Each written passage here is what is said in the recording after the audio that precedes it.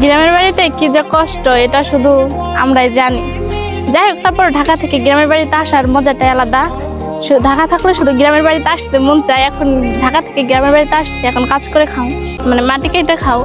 যাই হোক, বৃষ্টিতে ওই জায়গায় ভেঙে গেছে, মানে মাটি সব চলে যাইতেছে। তার জন্য ভাবলাম মাটি কাটতে ওই জায়গা দিই, যাতে নাকি আমাদের মাটি অন্য কোনো জায়গায়, মানে অন্যদের জায়গায় যাতে কখনো না যায়। তো এখন আর কি করার, কাজ তো করতে হইব।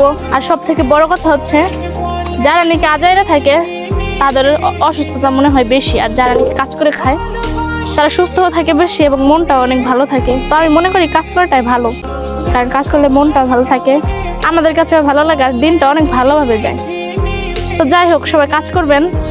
আর কাজের থেকে বড় কোনো ঔষধ আমার মনে হয় নাই। কাজ করলে টেনশন কম থাকে, সব দিক থেকেই ভালো। যাই হোক, আমরা এখন মাটি কাটতেছি, এরপরে অন্য একটা কাজ করব। তো সমস্যা নাই, কাজ করতে অনেক ভালো লাগে আমাদের।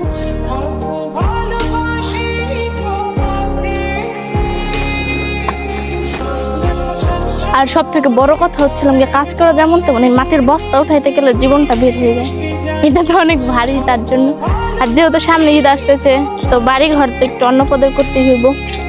তো যাই হোক, কাজ করি, কাজ করা ভালো।